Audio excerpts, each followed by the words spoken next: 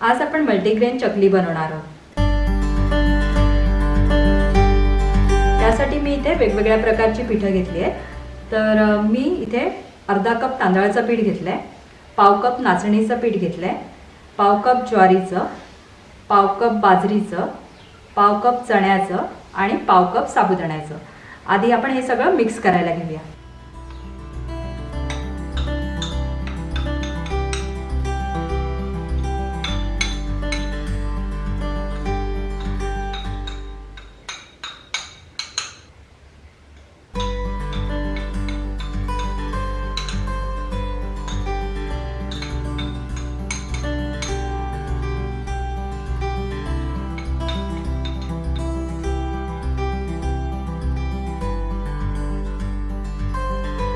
ते मिक्स केलेलं पीठ आता 1.25 कप झालेलं आहे। तर त्याच्यासाठी मी इथे 1 टेबलस्पून मिरची पावडर घेतली आहे, अर्धा टेबलस्पून मी धणे जिरे पावडर घेतली आहे, 1 टीस्पून मी तीळ घेतलाय, ओवा जरासा घेतलाय आणि 1 टेबलस्पून मी तेल गरम करून थंड केलेलं आहे। 1.25 कप पिठासाठी आपल्याला 1.25 कप पाणी लागणार आहे। गॅस बंद आहे, गॅस चालू नाही केलाय। 1 कप, अर्धा कप, 1.25 कप पाणी घेतलंय। त्यात मी हे सगळं टाकणार आहे। तीळ, धणे जिरे,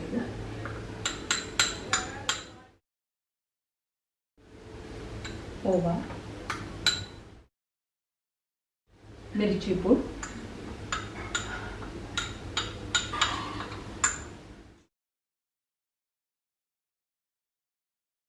चवीला मीठ आणि किंचित गूळ घालणार आहे मी। गॅस चालू करणार आहे, हाय फ्लेमवर ठेवलाय गॅस। पाणी उकळून घेणार आहोत। चांगली उकळी आली पाहिजे पाण्याला।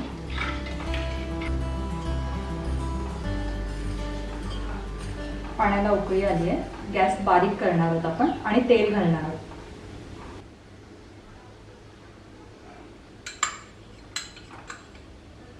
गॅस बंद करून आपण पीठ घालणार आहोत।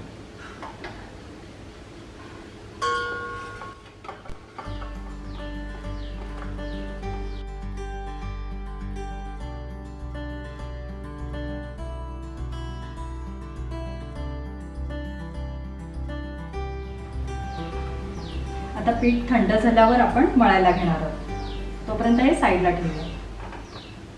पीठ थंड झालंय तर आपण ते चांगलं मळायला घेऊया। थोडं थोडं मळून घेणार आहोत आपण पीठ।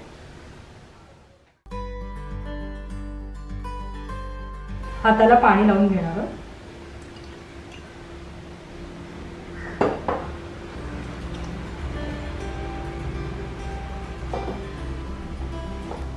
पिठातल्या गुठळ्या मोडण्यासाठी आपण हे असं दाबून घेणार आहोत, म्हणजे चकली पाडताना त्या चकल्या नीट येतील। पीठ चांगलं मळून झालंय। चकलीच्या भांड्याच्या आतमध्ये आधी चकलीची ही जाळी घालणार आहोत आपण आणि आतून असं तेल लावणार आहोत। पूर्ण भांड्याला हे असं तेल लावायचंय, त्या जाळीला पण लावायचंय आणि पूर्ण आतमध्ये लावायचं, जेणेकरून ते पीठ आतमध्ये चिकटणार नाही। त्यासाठी आपण हे तेल लावतोय।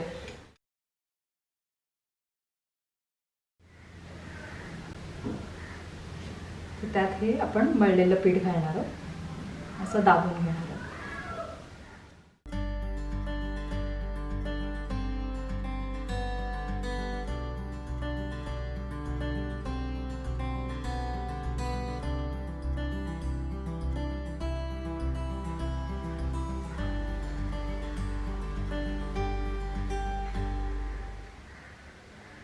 चकलीचं शेवटचं टोक आपण हे नीट दाबून चिटकवणार आहोत, नाहीतर ते तेलात घातल्यावर ना चकली नाही तर पूर्ण पसरणार ती।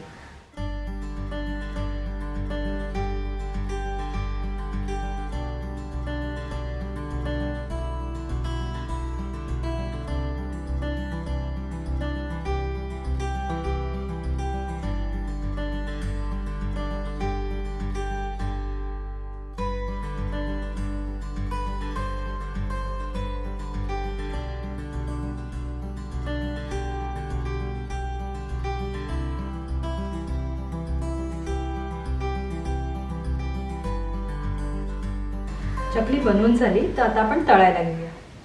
कढईत तेल घेतलंय मी तळण्यासाठी आणि गॅस मीडियम फ्लेमवर ठेवलेला आहे. तेल तापलं की नाही बघण्यासाठी आपण थोडंसं पीठ टाकणार आहोत. ते पीठ वरती आलं म्हणजे तेल चांगलं तापलंय. मीडियम फ्लेमवरच आपण हे ठेवणार आहोत.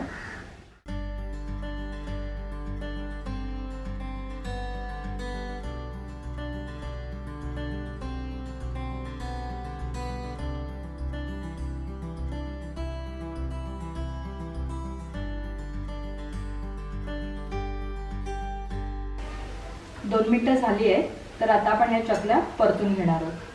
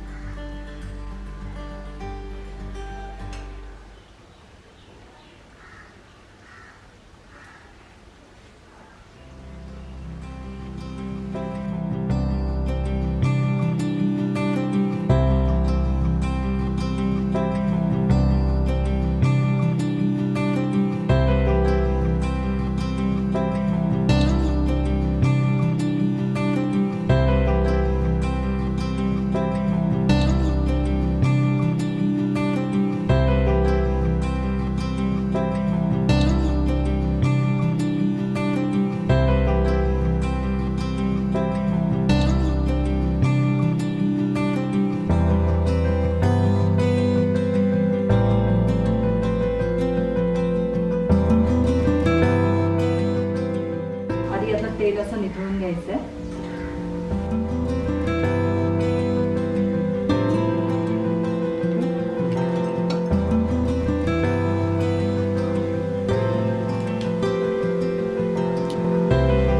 या व्हिडिओला लाईक करा, शेअर करा आणि सर्वात महत्त्वाचं अम्माज रेसिपीजला सबस्क्राईब करायला विसरू नका.